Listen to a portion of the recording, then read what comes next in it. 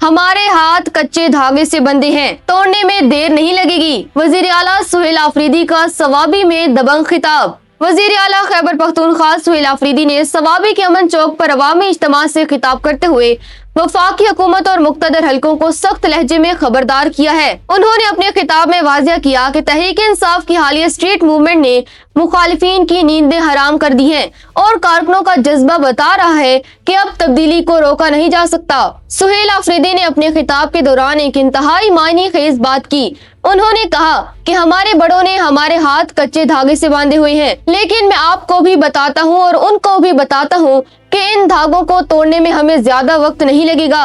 इनके इस बयान को सियासी हलकों में खुली वार्निंग के तौर पर देखा जा रहा है कि अगर बानी पीटीआई के हवाले से उनके मुतालबात तस्लीम ना किए गए तो वो किसी भी हद तक जा सकते हैं। गुज़िश्ता रोज होने वाले पॉलिटिकल कमेटी के इजलास का हवाला देते हुए वजीर आला ने बताया कि पार्टी क़यादत और अराकीन में शदीद गुस्सा पाया जाता है।